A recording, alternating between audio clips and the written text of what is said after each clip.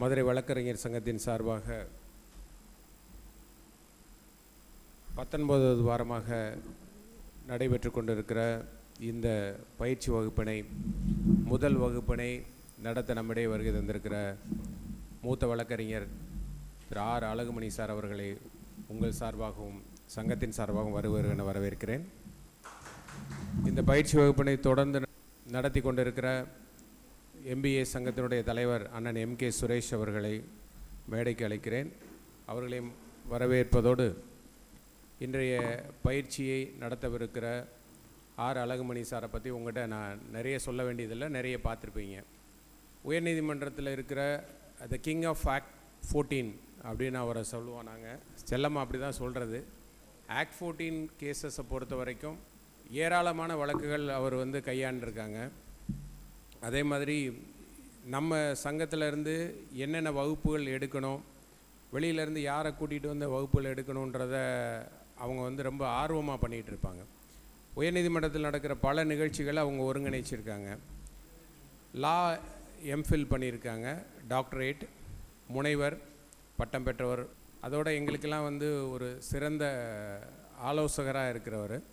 சாரோட தீசிஸ் இது rule of the Supreme Court of India and personal liberty under the preventive detention laws. அதில் doctorate முடிச்சிருக்காங்க. அவங்களோட thesis books இது. So நம்ம சங்கத்தின் சார்பாக உங்கள் சார்பாகவும் அலகுமணி சார் அவர்களை நமது தலைவர் MK சுரேஷ் அவர்கள் கௌரவிப்பார்கள்.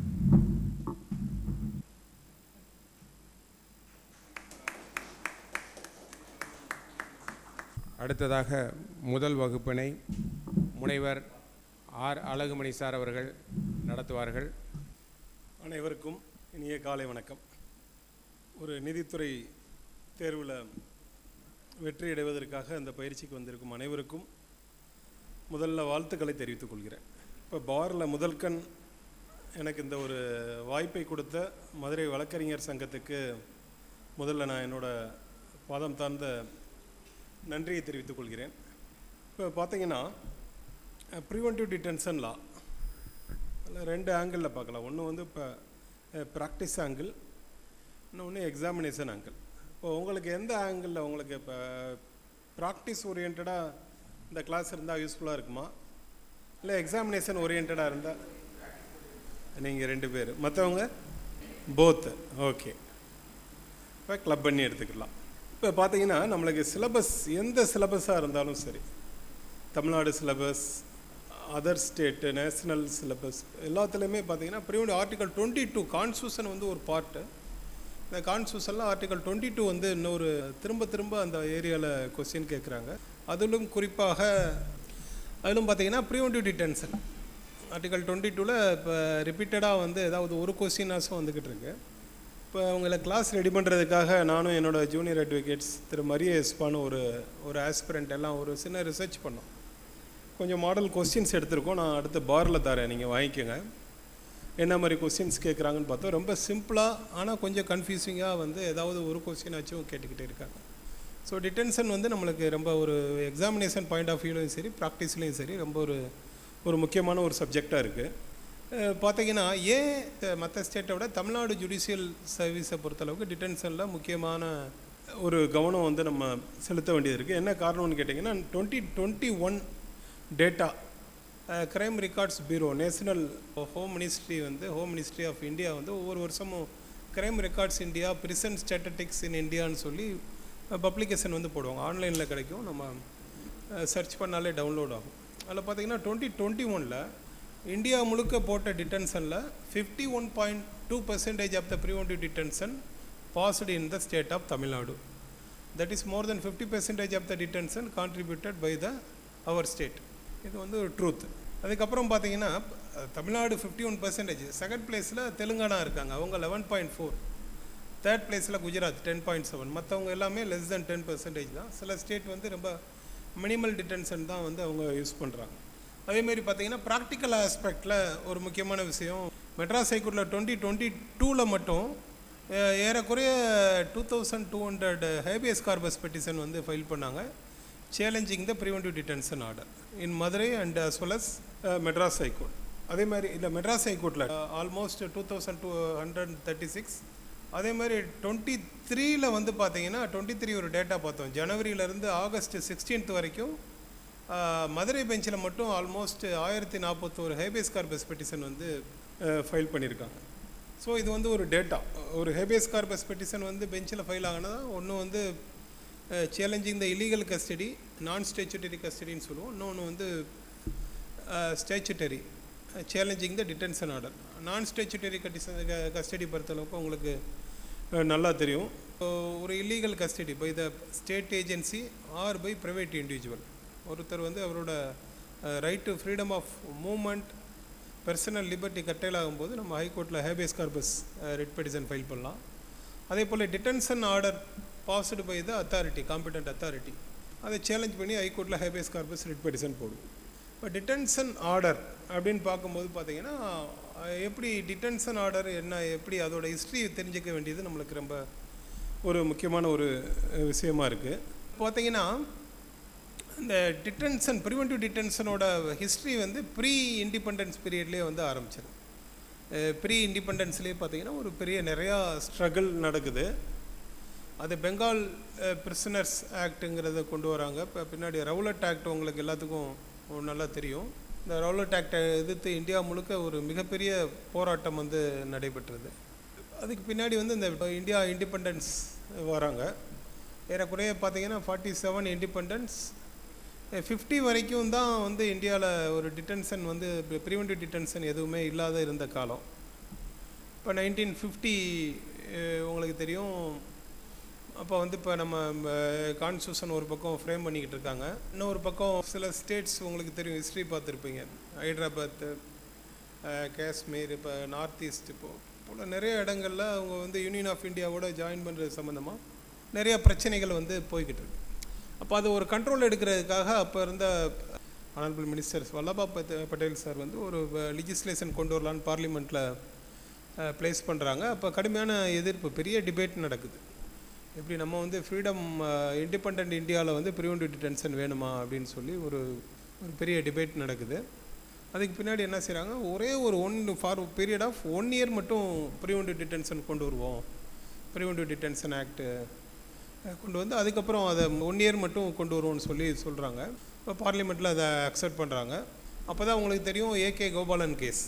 ஏறக்குறைய லா காலேஜ் படித்த எல்லாரும் பேரும் படிக்கிறது A K Gopalan, state of Madras, அந்த கேஸு 1950.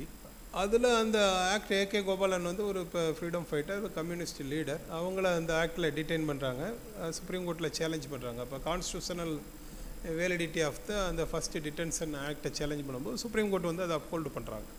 அப்ஹோல்டு பண்ணி நிறையா இப்போ பர்சனல் லிபர்ட்டி, ப்ரிவென்டிவ் டிடென்ஷன், அதுக்கான பேலன்ஸ் எல்லாமே அந்த கேஸ் ஃபஸ்ட்டு கேஸில் அதை டிசைட் பண்ணியிருப்பாங்க. அவங்க எல்லாத்துக்கும் நல்லா தெரியும். அந்த ஜட்ஜ்மெண்ட்டை நம்ம கோத்ரூ பண்ணோம். அதுக்கப்புறம் பார்த்தீங்கன்னா பீரியாடிக்கலி அந்த ஆக்டை வந்து 1 இயர்னு கொண்டு வராங்க. அதுக்கப்புறம் பீரியாடிக்கலாக அந்த ஆக்ட் வந்து எக்ஸ்டெண்ட் ஆகிட்டே போகுது. அதுக்கப்புறம் உங்களுக்கு தெரியும் ஃபஸ்ட்டு எமர்ஜென்சி எப்போ வந்துச்சு இந்தியாவில்? 26/10/1962 ஃபஸ்ட்டு எமர்ஜென்சி. 3 எமர்ஜென்சி வந்திருக்கு உங்களுக்கு தெரியும். இப்போ ஃபஸ்ட்டு எமர்ஜென்சி 62ல் ஒரு ப்ரிவென்டிவ் டிடென்ஷன் ஆக்ட் வருது. அதோட பேர் வந்து defence of India act 1962. Act 62, rules 62 கொண்டு வராங்க. இப்போ பார்த்தீங்கன்னா நீங்கள் அந்த லெஜிஸ்லேஷனை எடுத்து பார்த்தீங்கன்னா இப்போ இருக்கிற லெஜிஸ்லேஷன் மாதிரி கிடையாது. இப்போ நீங்கள் போய் பார்த்தீங்கன்னா நேஷனல் செக்யூரிட்டி ஆக்ட் உங்கள் சிலபஸில் இருக்குது. அதே போல் Tamil Nadu act number 14 of 1982 Goondas ஆக்ட்னு சொல்லுவாங்க. காஃபி போசா ஆக்ட் நம்ம பார்ப்போம். அதுமாதிரி பிளாக் மார்க்கெட்டிங் ஆக்ட் நம்ம பார்ப்போம். இது எல்லாமே இப்போ இன்னைக்கு டேட்டில் இருக்கக்கூடிய அதிகமாக தமிழ்நாட்டில் உபயோகப்படுத்தக்கூடிய ப்ரிவென்டிவ் டிடென்ஷன். அந்த 1962 ஆக்டில் பார்த்தீங்கன்னா நம்ம இப்போ என்னென்ன கிரவுண்ட்லாம் ஹைகோர்ட்டில் வந்து ஹேபியஸ் கார்பஸ் போட்டு டிடென்ஷனை சேலஞ்ச் பண்ணுறோமோ அது எதுவுமே அந்த ஆக்ட்லேயே கிடையாது. என்னென்னு பார்த்தீங்கன்னா முக்கியமாக நம்ம என்ன டிடென்ஷன்னா என்னது, இப்போ வந்து ஆர்டிகல் 22(5) வந்து என்ன சொல்கிறாங்க, இந்தியன் கான்ஸ்டியூஷன். இப்போ நம்ம வருவோம். முக்கியமாக கிரவுண்ட்ஸ் ஆஃப் டிடென்ஷன் வந்து கம்யூனிகேஷன் பண்ணணும்னு சொல்லுவாங்க. ஒருவரை வந்து என்ன காரணத்துக்காக தடுப்பு காவலில் வைக்கிறாங்களோ அந்த காரணங்கள் கிரவுண்ட்ஸை வந்து அவருக்கு டிட்டனுவுக்கு சர்வ் பண்ணணும். அதில் பார்த்தீங்கன்னா செக்ஷன் 8 வந்து இப்போ வித்தின் 5 டேஸில் சர்வ் பண்ணணும்னு சொல்லி குண்டாஸ் ஆக்டில் ஆக்ட் நம்பர் 14 சொல்லியிருப்பாங்க. நேஷனல் செக்யூரிட்டி ஆக்டில் சொல்லுவாங்க. எல்லாத்துலேயும் டைம் ஃப்ரேம் பண்ணுவாங்க. ஆனால் பார்த்தீங்கன்னா அந்த இப்போ 1962 ஆக்டில் கிரவுண்ட்ஸ் ஆஃப் டிடென்ஷனே வந்து கம்யூனிகேட் பண்ண வேண்டிய தேவையில்லை. Even without communicating the grounds of detention a citizen of India can be detained under the Defense of India Act 1962. ஒன்று. ரெண்டாவது பார்த்தீங்கன்னா ஆர்டிக்கல் 22 இந்தியன் கான்ஸ்டியூஷனில் பார்த்தீங்கன்னா என்ன சொல்லுவாங்கன்னா 22 சப் கிளாஸ் 4, 5 எல்லாமே no person shall be detained for more than 3 months without obtaining the opinion from the advisory boardன்னு சொல்லி ஒரு constitution book வச்சுருக்கீங்களா? சாஃப்ட் காப்பி வச்சுருப்பீங்க, எடுத்து வச்சுருப்பீங்க. ஸோ ஒருவரையும் 3 மாதத்துக்கு மேலே நாட் மோர் தென் 3 months ஒரு அட்வைசரி போர்டோட ஒப்பீனியன் இல்லாமல் டீடைன் பண்ண முடியாதுன்னு சொல்லி இந்தியன் கான்ஸ்டியூஷன் சொல்லும். ஆனால் பார்த்தீங்கன்னா இந்த டிஃபென்ஸ் ஆஃப் இந்தியா ஆக்டில் வந்து அட்வைசரி போர்ட் ப்ரொசீடிங்ஸை பற்றி சைலண்ட்டாக இருக்கும். அதே போல் பார்த்தீங்கன்னா அந்த மேக்ஸிமம் பீரியட் ஆஃப் டிடென்ஷன் உங்களுக்கு தெரியும். ஆக்ட் 14 குண்டாஸ் ஆக்டில் 1 year maximum period of detention. National security ஆக்டில் 1 year. Black marketing prevention of black marketing ஆக்டில் வந்து பார்த்தீங்கன்னா பீரியட் ஆஃப் டிடென்ஷன் வந்து 6 months. இது மாதிரி காஃபி போஸ் ஆக்டில் 1 year. இஃப் நெசசரி ஒரு அப்ராப்ரியேட் ஆர்டர் பாஸ் பண்ணி எக்ஸ்டென்ஷன் கொடுக்கலாம். இப்போலாம் ஒவ்வொரு டிடென்ஷன் ஆக்ட்லேயும் ஒவ்வொரு மேக்ஸிமம் பீரியட் ஆஃப் டிடென்ஷன் வந்து போட்டிருப்பாங்க. நம்ம பின்னாடி பார்க்கலாம். இதில் இந்த ஏரியாலெலாம் உங்களுக்கு வந்து கொஸ்டின் வரும். கொஸ்டின் எப்படி கேட்பாங்கன்னு கேட்டிங்கன்னா, இப்போ நம்ம மைண்ட் எல்லாமே எப்படி செட் ஆகிருக்குன்னு கேட்டிங்கன்னா ப்ரிவென்டிவ் டிடென்ஷன்னாலே ஃபார் த பீரியட் ஆஃப் 1 yearன்னு சொல்லி செட் ஆகிருக்கும். ஆனால் ப்ரிவென்ஷன் ஆஃப் பிளாக் மார்க்கெட்டிங் ஆக்ட்னு சொல்லி ஒரு சென்ட்ரல் ஆக்ட் இருக்குது. அதில் மட்டும் பார்த்தீங்கன்னா டிடென்ஷன் பீரியட் வந்து 6 months. ஸோ கீழே குறிப்பிடப்பட்ட சட்டங்களில் எந்த சட்டத்தின் கீழ் 6 மாதம் வந்து தடுப்பு காவலில் வைக்க முடியும், 6 மாதத்திற்கு மேல் தடுப்பு காவலில் வைக்க முடியாதுன்னு சொல்லி போட்டாங்கன்னா நம்மளுக்கு இந்த COFEPOSA act, national security act, act 14 of 1982 Goondas act, அந்த prevention of black marketing act சொன்னாங்கன்னா இப்போ நம்மளுக்கு லிட்டில் பிட் கன்ஃபியூஷனாக இருக்கும், எல்லாம் ஒரே மாதிரி இருக்கும். அப்போ நம்ம அதை பிளாக் மார்க்கெட்டிங் ஆக்ட் டிக் பண்ணால் நம்மளுக்கு வந்து அந்த கொஸ்டின் வந்து கரெக்ட். ஸோ இதில் no maximum period of detention was mention in the particular act. இது எல்லாமே இவ்வளவு பெரிய ஒரு ஆழ்தூக்கி சட்டமாக 1962லேயே நம்ம ஃப்ரீடம் வாங்கி மிக குறுகிய காலத்தில் அந்த வந்த எமர்ஜென்சியில் அந்த ஆக்டை கொண்டு வராங்க. நிறையா டிடென்ஷன் நடக்குது. அப்போ சுப்ரீம் கோர்ட்டில் அதை சேலஞ்ச் பண்ணுறாங்க. Constitutional validity of the defence of India act and ரூல்ஸை வந்து சேலஞ்ச் பண்ணுறாங்க. அது வந்து என்னென்னு பார்த்தீங்கன்னா மோகன் சௌத்ரி விசஸ் சீஃப் கமிஷனர். மோகன் Chaudhary versus chief commissioner case. Chief commissioner union territory of Tripura. Citation வந்து AR 1964 supreme court 173. AR 1964 supreme court 173 challenge பண்ணுறாங்க. ஆனால் பார்த்தீங்கன்னா இப்போ சுப்ரீம் கோர்ட் வந்து upheld the constitutional validity of the defence of India act and rules 1962. அதுக்கப்புறம் பார்த்தீங்கன்னா இப்போ கொஞ்ச நாளில் தேர்ட் எமர்ஜென்சி வருது. தேர்ட் எமர்ஜென்சி வந்து பார்த்தீங்கன்னா 1965 June 25th வருது. அந்த ரெலவெண்ட் பீரியடில் இருந்த டிடென்ஷன் ஆக்டோட பேர் என்னன்னு தெரியுமா உங்களுக்கு?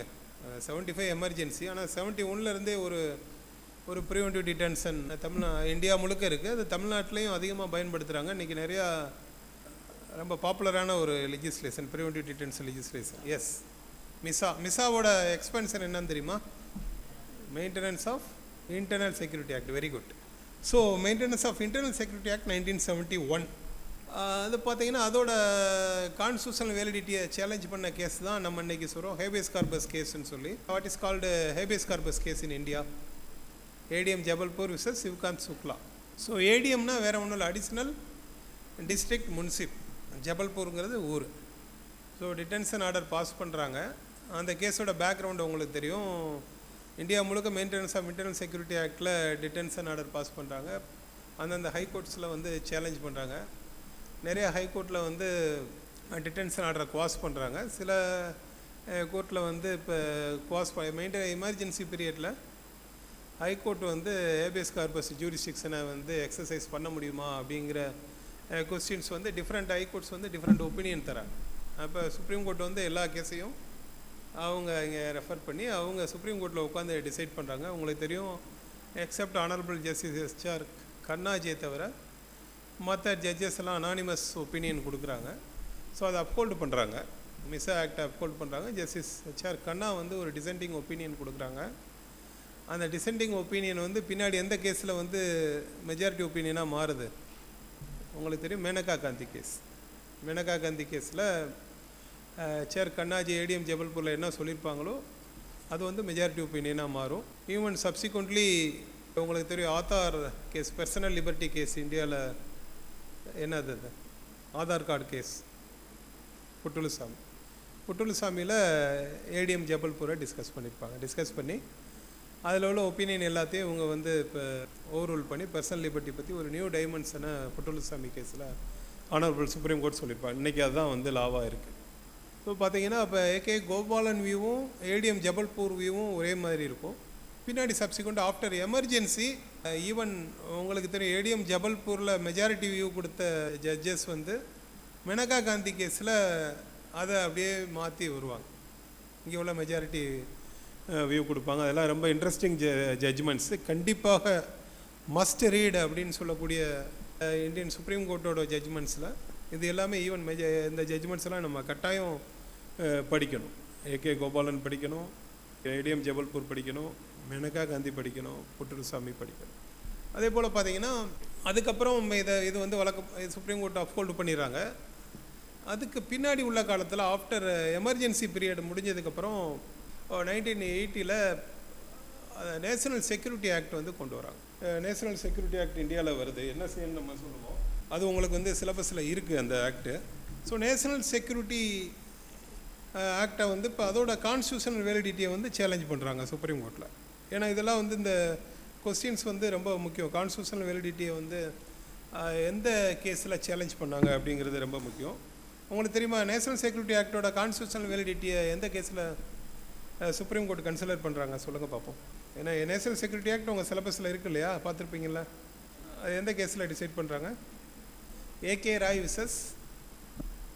ராய் கேஸில் வந்து constitutional validity of the national security ஆக்டை கான்ஸ்டியூஷனல் பெஞ்ச் வந்து கன்சிடர் பண்ணுறாங்க.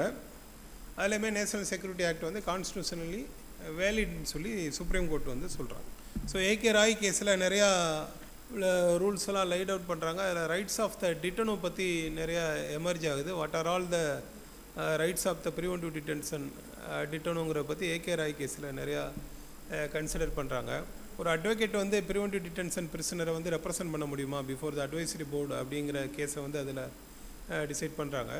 அதே போல் பார்த்தீங்கன்னா ஒரு பிரிசனில் வந்து பார்த்தீங்கன்னா பிரிசனர்ஸை 3 விதமாக பிரிப்பாங்க. Convict prisoner, under trial prisoner அல்லது remand prisoner, convict prisoner, preventive detention prisoner இருக்காங்க இல்லைங்களா. இவங்களுக்கு வந்து இப்போ யூனிஃபார்ம் போடுவாங்க இல்லைங்களா, ஒயிட் அண்ட் ஒயிட்லாம் யூனிஃபார்ம் போட்டு நம்ம சினிமாவில் பார்ப்போம். ப்ரிவென்டிவ் டிடென்ஷன் பிரிசனர் வந்து யூனிஃபார்ம் போடுவாங்களா போட மாட்டாங்களா? பிரிசனில் இருக்கும்போது போடுவாங்களா போட மாட்டாங்களா? ஏன்னா இது ஒரு கொஸ்டின் கேட்க வாய்ப்பு இருக்குது, அதுக்காக சொல்கிறேன். ஏன்னா இந்த பாயிண்ட்டை வந்து ஏகே ராய் கேஸில் கன்சிடர் பண்ணுறாங்க. ஆனரபிள் சுப்ரீம் கோர்ட் கன்சிடர் பண்ணி ப்ரிவென்டிவ் டிடென்ஷன் பிரிசனர் வந்து தன்னோட ஓன் ட்ரெஸ்ஸஸை வந்து பிரிசனுக்குள்ளே யூஸ் பண்ண அவருக்கு ரைட் இருக்குன்னு சொல்கிறாங்க. ஸோ அதே போல் பார்த்தீங்கன்னா right to detain in the prison which is nearer to his ordinary place of residence. அவர் வழக்கமாக விசிக்கக்கூடிய இடத்துக்கு பக்கத்தில் வந்து டீடைன் பண்ணக்கூடிய உரிமையை பற்றி ஏகே ராய் கேஸில் சொல்கிறாங்க.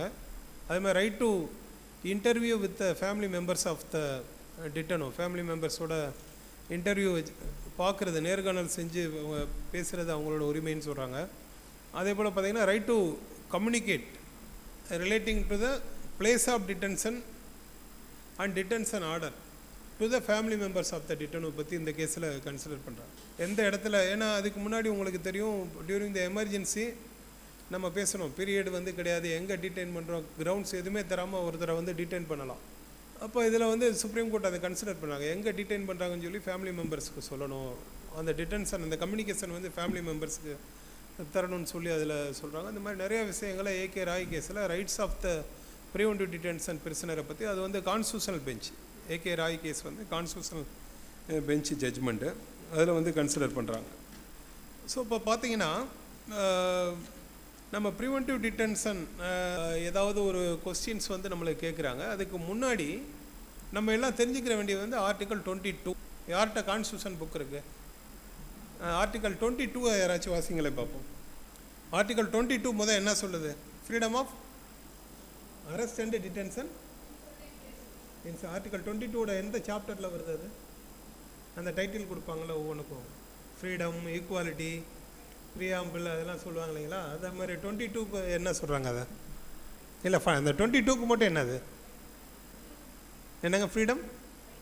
ஃப்ரீடம் அகெயின்ஸ்ட், அது ஒரு கொஸ்டின், அது ஸ்பெசிஃபிக்காக கேட்டிருக்காங்க. Article 22 dealing with freedom, right to freedom, freedom of equality, relating to preamble, இந்த மாதிரி சொல்லி அது எந்த டைட்டில்ங்கிறதையும் கேட்குறாங்க. நீங்கள் கண்டிப்பாக பார்த்துட்டு எனக்கு சொல்லுங்கள். சரியா? இது வந்து ஒரு கொஸ்டின்ஸ் வந்து கேட்ட ஏற்கனவே வந்த ஒரு கொஸ்டின். ஸோ ஆர்டிகல் 22 யாராவது ஒருத்தர் வாசிங்க பார்ப்போம்.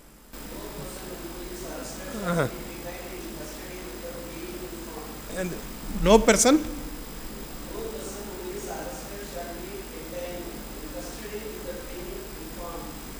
being informed. ஓகே, அடுத்து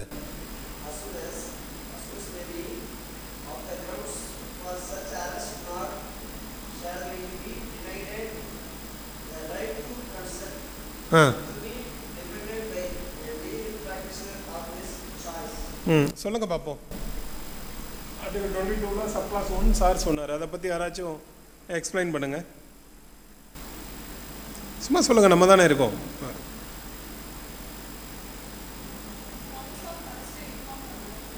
யாருக்கு சொல்லணும்?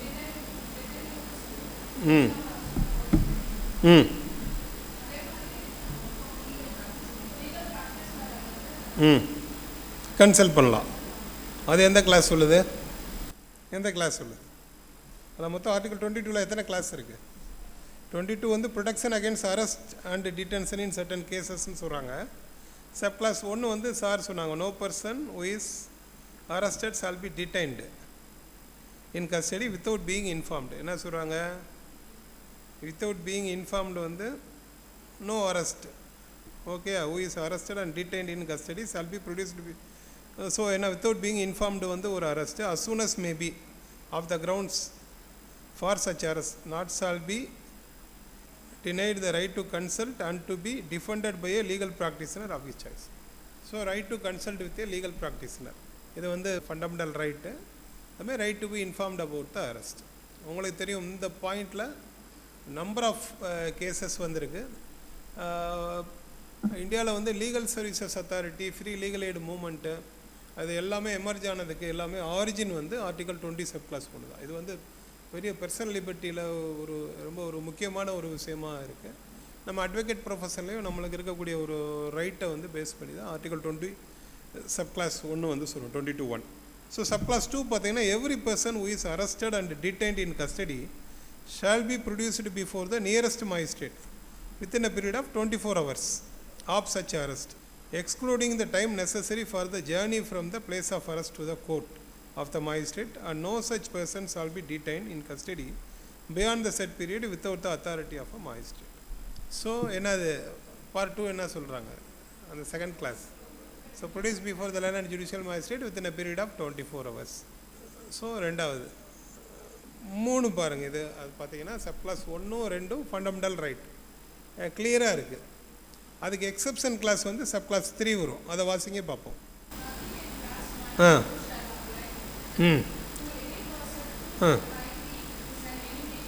ஓகே, யாருக்கு பொருந்தாது? ஃபஸ்ட்டு கிளாஸ் வந்து எனிமே அலியனுக்கு பொருந்தாது இந்த ரைட்டு. இந்த சப் கிளாஸ் 1, 2 எனிமே அலியன். ரெண்டாவது B,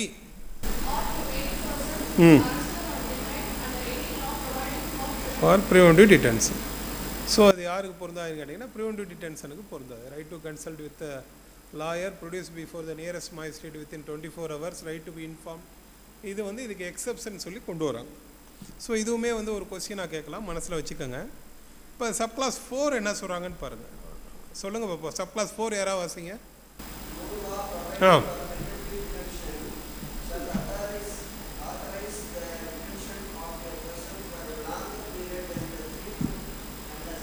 unless an advisory board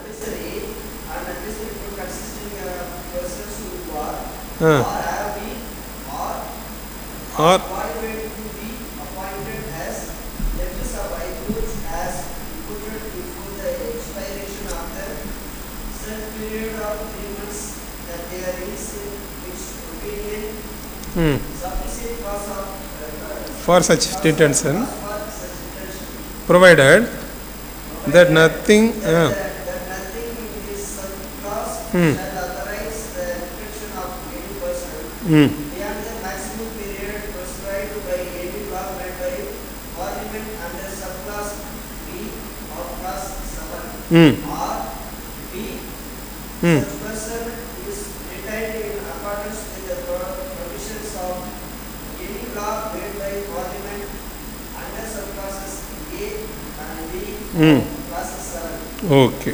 அப்போ என்ன சப்கிளாஸ் 4ல் என்ன சொல்கிறாங்க? யாராவது ஒருத்தர் சொல்லுங்கள் பார்ப்போம். முக்கியமானது வந்து பார்த்தீங்கன்னா, no law providing for preventive detention shall authorise the detention of a person for a longer period than 3 months. So 3 மாதத்துக்கு மேலே எவர் ஒருவரையும் தடுப்பு காவலில் வந்து வைக்கக்கூடாது. அன்லஸ் ஸோ 3 மாதம்தான் வந்து மேக்ஸிமம் பீரியட் ஆஃப் டிடென்ஷன். ஒரு ஸ்டேட் கவர்மெண்ட் வந்து 3 மாதம் தான் பாஸ் பண்ணலாம். இதை கனெக்ட் பண்ணி நான் வந்து உங்களுக்கு பின்னாடி நான் ஆக்ட் 14 பற்றி நான் உங்களுக்கு சொல்கிறேன், உங்களால் கலெக்ட் பண்ண முடியும்.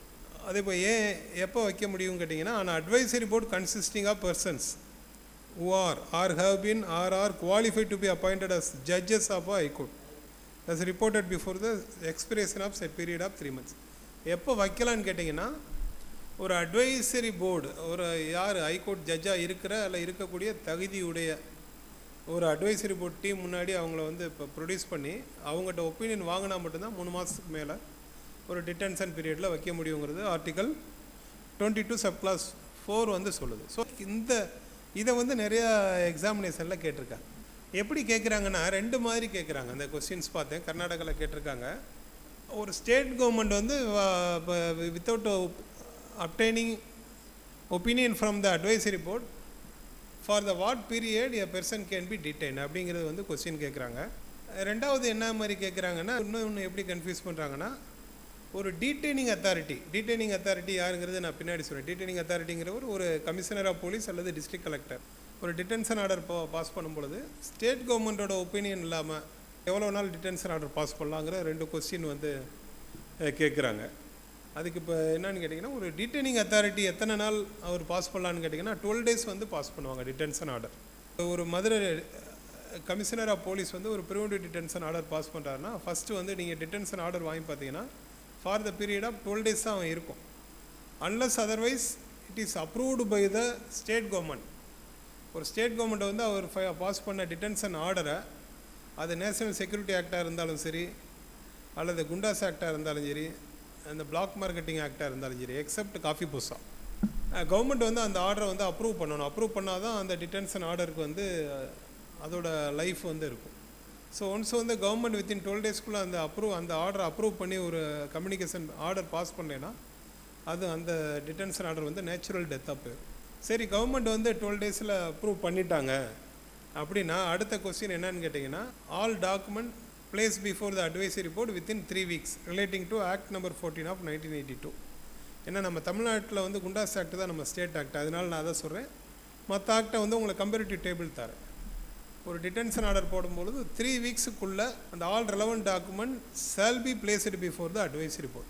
ஸோ அட்வைசரி போர்டு ஒப்பீனியன் பார்த்தீங்கன்னா within the period of 7 weeks to the கவர்மெண்ட்டுக்கு வந்து அட்வைசரி. ஏன்னா ஏன்னு கேட்டிங்கன்னா, கான்ஸ்டியூஷனில் 22 சப்கிளாஸ் என்ன சொல்கிறாங்க, 3 monthsக்கு மேலே வந்து அட்வைசரி போர்டு ஒப்பீனியன் இல்லாமல் வைக்கப்படாதுன்னு சொல்லி சப்கிளாஸ் 4 சொல்கிறாங்க. அதனால் நான் 3 monthsக்குள்ளே கவர்மெண்ட் டிசைட் பண்ணணும் இல்லைங்களா. அதனால் அட்வைசரி போர்டு வந்து 7 வாரத்துக்குள்ளே அவங்க அட்வைசரி போர்டு வந்து இப்போ அவங்க ஒப்பீனியனாக கவர்மெண்ட்டு தருவாங்க. ஒப்பீனியன் எப்படி தருவாங்கன்னு கேட்டிங்கன்னா, after heard the detenu, after heard the representative of the detaining authority, after perused the document, grounds of detention, typeset and representation if any, and after oral representation from the detainee and his family members and sponsoring authority, the advisory board form an opinion and communicate to the government. கவர்மெண்ட்டுக்கு வந்து advisory board opinion தருவாங்க within the period of 7 weeks. அந்த ஒப்பீனியனை base பண்ணி இப்போ advisory board வந்து ஒரு தார opinion வந்து இந்த டிடென்ஷன் ஆர்டர் வந்து there is no sufficient grounds for passing detention order against a particular person சொல்லி ஒரு ஒப்பீனியன் கொடுத்தாங்கன்னா, government have no other option except revoke the detention order. Advisory board வந்து நோ சஃபிஷியன்ட் ரீசன் சொல்லிட்டாங்கன்னா government அதை வந்து revoke பண்ணி தான் ஆகணும், அதை கோர்ஸ் பண்ணி தான் கவர்மெண்ட் ஆர்டர் பாஸ் பண்ணுவாங்க. ஆனால் அட்வைசரி போர்டு வந்து தெர் இஸ் சஃபிஷியன்ட் ரீசன் இருக்குது, detention maybe order maybe continued அப்படின்னு சொல்லி அவங்க ஒப்பீனியன் கொடுத்தா, அப்படி கொடுத்தாலுமே கவர்மெண்ட் வந்து என்ன செய்யலாம், government have independent power for revocation of detention order at any point of time, even not within அந்த 3 months பீரியட்லன்னு கிடையாது, எப்போ ஈவன் ஆஃப்டர் இந்த ஆனரபிள் ஹைகோர்ட் ஹேபியஸ் கார்பஸ் பெட்டிஷனை டிஸ்மிஸ் பண்ணால் கூட அதுக்கப்புறம் கூட government can revoke the detention order. அதுக்கு நிறையா சில உதாரணங்களை சொல்லலாம். தமிழ்நாட்டில் ஒரு புகழ்பெற்ற அரசியல் கட்சியோட தலைவர் ஒருத்தர் மேலே தடுப்பு காவல் சட்டம் போட்டாங்க. அது ஹைகோர்ட் வந்து கன்ஃபார்ம் பண்ணாங்க, அட்வைசரி போர்டு கன்ஃபார்ம் பண்ணாங்க, ஹைகோர்ட் கன்ஃபார்ம் பண்ணாங்க. அதுக்கப்புறம் கவர்மெண்ட் ஃபஸ்ட்டு வந்து கன்ஃபார்ம் பண்ணி ஆர்டர் போட்டாங்க, சப்சிக்வெண்ட்டாக ரிவகேஷன் ஆர்டர் போட்டாங்க. அதே போல் பார்த்திங்கன்னா ஒரு வழக்கில் உங்களுக்கு தெரியும், வீரப்பனார் வந்து அங்கே ஒரு இப்போ சிலரை வந்து இப்போ அரசியல் ரீதியாக அவங்கள இப்போ அவங்க தன்னோட கஸ்டடியில் வச்சுக்கிட்டு தமிழ்நாட்டில் தடுப்பு காவலில் இருந்த சில சிறைவாசிகளை வந்து விடுவிக்கணும்னு சொல்லி அவங்க வந்து ஒரு டிமாண்ட் வச்சாங்க. கவர்மெண்ட்டோட பேச்சுவார்த்தை நடத்தும் போது ஒரு டிமாண்ட் வச்சாங்க. அதுக்கு பின்னாடி தமிழ்நாடு அரசு வந்து அந்த தடுப்பு காவல் சிறைவாசிகளை வந்து விடுதலை பண்ணாங்க. விடுதலை பண்ணி ரிவகேஷன் பண்ணி கவர்மெண்ட் ஆர்டர் பாஸ் பண்ணாங்க. நிறையா கேசஸில் இந்த மாதிரி ஈவன் பிஃபோர் எனி டைம் வந்து government can revoke its own order. அதுக்கு நிறையா உதாரணங்கள் வந்து இருக்குது. நான் சொன்னது ரெண்டும் வந்து ஒரு உதாரணம். ஸோ இந்த பீரியட் வந்து நம்மளுக்கு கொஸ்டின்ஸ் வந்து இந்த மாதிரி கேட்குறாங்க. எப்படி இப்போ நீங்கள் கேட்கும்போது பார்த்தீங்கன்னா இந்த டேட்ஸ் வந்து கொஞ்சம் லிட்டில் பிட் கொஞ்சம் கன்ஃபியூசிங்காக இருக்கும். ஆனால் கூட நம்மளை கன்ஃபியூஸ் பண்ணுறது தான் இப்போ ஏன்னா அதில் தான் வந்து இப்போ நம்மளுக்கு இப்போ டைமிங் வந்து நம்மளுக்கு வேகமாக எக்ஸாம் எழுதணும் இல்லைங்களா. அப்போ எப்படி கேட்குறாங்க, ஒரு டிடெய்னிங் அத்தாரிட்டி எத்தனை நாள் ஒரு கவர்மெண்ட் அப்ரூவலுக்கு இல்லாமல் அந்த டிடென்ஷன் ஆர்டருக்கு எவ்வளோ நாள் லைஃப் இருக்கும் சொல்லுங்கள் பார்ப்போம். பிஃபோர் இந்த கவர்மெண்ட் வந்து அப்ரூவ் பண்ணுறதுக்கு முன்னாடி எத்தனை நாள் வரைக்கும் ஒரு டிடெய்னிங் அத்தாரிட்டி டிடென்ஷன் ஆர்டர் அந்த பாஸ் பண்ணுறதுக்கு எவ்வளோ நாள் லைஃப் இருக்குன்னு கேட்டிங்கன்னா 12 நாள் அண்டர் ஆக்ட் நம்பர் 14 ஆஃப் 1982. மறந்துடாதீங்க, ரொம்ப ஒரு முக்கியமான ஒரு கொஸ்டினு. அதே போல் கவர்மெண்ட் வந்து அப்ரூவல் ஆர்டர் வந்து எத்தனை நாளைக்குள்ளே பாஸ் பண்ணுவாங்க அப்படின்னு கேட்டிங்கன்னா, எத்தனை நாளைக்குள்ளே கவர்மெண்ட் வந்து அப்ரூவல் ஆர்டர் பாஸ் பண்ணலைன்னா அந்த டிடென்ஷன் ஆர்டர் வந்து லேப்ஸ் ஆகும் அப்படின்னு பார்த்தீங்கன்னா, இப்போ தமிழ்நாடு ஆக்ட் நம்பர் 14லையும் இப்போ prevention of black marketing act, national security act எல்லாத்துலேயுமே 12 நாள் 12 days. கொஸ்டின் எப்படியும் கேட்கலாம், அப்படியும் கேட்கலாம். அது மாதிரி அட்வைசரி போர்டு ஒப்பீனியன் இல்லாமல் எத்தனை நாள் ஒரு கவர்மெண்ட் டிடென்ஷன் ஆர்டர் பாஸ் பண்ணலான்னா 3 months பீரியடு. கவர்மெண்ட் முன்னாடி அட்வைசரி போர்டு முன்னாடி எத்தனை வாரத்துக்குள்ளே ப்ளேஸ் பண்ணணும்னா 3 weeks. அட்வைசரி போர்டு ஒப்பீனியன் வந்து 7 weeks. ஸோ கவர்மெண்ட் வந்து அந்த 3 monthsக்குள்ளே அந்த டிடென்ஷன் ஆர்டர் வந்து கவர்மெண்ட் வந்து அப்ரூவ் பண்ணுவாங்க. அட்வைசரி போர்டை வச்சு பேஸ் பண்ணி அதுக்கப்புறம் தான் கன்ஃபார்ம் பண்ணி 1 yearக்கு வந்து எக்ஸ்டெண்ட் பண்ணி தனியாக வந்து ஒரு ஆர்டர் போடுவோம். ஸோ இது வந்து ஒரு ப்ரொசீஜர். கொஸ்டின் வந்து இந்த மாதிரி கேட்க வாய்ப்பு இருக்குது. சில நேரங்களில் எப்படி கேட்குறாங்கன்னு பார்த்தீங்கன்னா, நாங்கள் அந்த பழைய கொஸ்டின்ஸ் பெருஸ் பண்ண பார்க்கும்போது ஆன்சர் இப்போ கீழே ஒரு 4 ஆன்சர் கொடுத்து இதில் எது சரி இல்லைன்னா எது தவறு அப்படிங்கிற மாதிரி கேட்குறாங்க. இப்போ எல்லாம் 12 நாளில் கவர்மெண்ட் வந்து அப்ரூவ் பண்ணணும், 3 மாதத்துக்குள்ளே 3 மாதம் வரைக்கும் தான் ஸ்டேட் கவர்மெண்ட். இப்போல்லாம் ஒரே மாதிரி ஆன்சர் சொல்லி ஒன்று மட்டும் ஒரு சின்ன ஒரு கன்ஃபியூஸ் பண்ணி ஒன்று அதை கொடுத்துட்றாங்க. இப்போ நம்ம அதை மட்டும் சி மட்டும் ராங் இல்லைன்னா ஆல் ஆர் கரெக்ட் அப்படின்னு சொல்லி போகணும். ஸோ நம்ம எல்லா விஷயத்தையும் தெரிஞ்சால் தான். நாங்கள்லாம் பரீட்சை எழுதும்போது அப்படி இருக்காது. ஏதாச்சும் இப்போ எல்லாம் ஒவ்வொரு ஆன்சருக்கும் நம்மளுக்கு இப்போ பதில் சரியாக தவறான்னு தெரிஞ்சால் தான் நம்மளால் முழுமையான மதிப்பெண்ணை வந்து நம்ம எடுக்க முடியும். ஏன்னா தரக்கூடிய அந்த 4 ஆன்சருமே பார்த்திங்கன்னா மியர் ரெலவெண்ட், மோஸ்ட் ரெலவெண்ட் அப்படி வந்து ஆன்சர் கொடுக்குறாங்க. நான் உங்களுக்கு ரொம்ப ஃபண்டமெண்டல் கொஸ்டின்ஸு இப்போ பார்த்தீங்கன்னா, மொதல் வந்து ப்ரிவென்டிவ் டிடென்ஷன் ஆக்ட் என்னன்னு கேட்டிங்கன்னா, பொதுவாக தமிழ்நாட்டில் மற்ற ஸ்டேட்டில் வந்து இப்போ ப்ரொசீஜர் ஒவ்வொரு ஸ்டேட்லேயும் ஒரு மாதிரி இருக்கும். சில ஜம்மு காஷ்மீர், மணிப்பூர் மாதிரி இடங்களில் என்ன செய்கிறாங்கன்னு கேட்டிங்கன்னா, even without registration of FIR வந்து ஒருவரை வந்து ப்ரிவென்டிவ் டிடென்ஷனில் வந்து ஃபைல் பண்ணலாம். ப்ரிவென்டிவ் டிடென்ஷனில் அவங்கள வந்து அரெஸ்ட் பண்ணலாம். ஒரு ப்ரிவென்டிவ் டிடென்ஷனில் அரெஸ்ட் பண்ணுறதுக்காக அவர் மேலே வழக்கு இருக்கணும் என்கிற வந்து கட்டாயம் வந்து கிடையாது. அது வந்து அவர் வந்து இப்போ வழக்கு இல்லாமலே கூட அவர் வந்து ஒரு prejudicial activities which violate the public order or security of the state nation or supply of essential commodities or necessary சர்க்கம்ஸ்டன்சஸில் ஒரு ஸ்டேட் ஏஜென்சிஸ் வந்து ஒரு ஒரு ப்ரிவென்டிவ் டிடென்ஷனில் போடலாம், even without registration of case. அதே மாதிரி பார்த்தீங்கன்னா தமிழ்நாட்டில் என்ன ப்ரொசீஜர் ஃபாலோ பண்ணுறாங்கன்னு கேட்டிங்கன்னா, ஃபஸ்ட்டு வந்து ஒரு வழக்கில் கைது பண்ணுவாங்க. ஏன்னா தமிழ்நாடு ஆக்ட் நம்பர் 14 ஆஃப் 1982 இந்த ஆக்டோட பேர் பார்த்தீங்கன்னா Tamil Nadu prevention of dangerous activities of bootleggers, cyber law offenders, drug offenders, forest offenders, Goondas, immoral traffic offenders, sand offenders, sexual offenders, slum grabbers, video pirates, அதுக்கப்புறம் பார்த்தீங்கன்னா இப்போ economic offenders, biomedical waste offenders act, இதான் வந்து இந்த ஆக்டோட பேர். நிறையா இருக்குங்களா. இப்போ நான் சொன்ன அந்த கிளாஸிஃபிகேஷன் இருக்கு இல்லைங்களா, இப்போ நான் என்னென்ன சொல்லணும் அதெல்லாம் பார்த்தீங்கன்னா, இப்போ பொதுவாக தமிழ்நாட்டில் என்ன ப்ரொசீஜர்னு கேட்டிங்கன்னா, ஒரு குண்டாஸ் அப்படின்னா என்னன்னு கேட்டிங்கன்னா, அவர் மேலே ஒரு prejudicial of involving the activities which is prejudicial to the maintenance of public order. அதாவது உங்களுக்கு தெரியும், லா அண்ட் ஆர்டருக்கும் பப்ளிக் ஆர்டருக்கும் வந்து வித்தியாசம் இருக்குது. பொது ஒழுங்கு, சட்டம் ஒழுங்கு.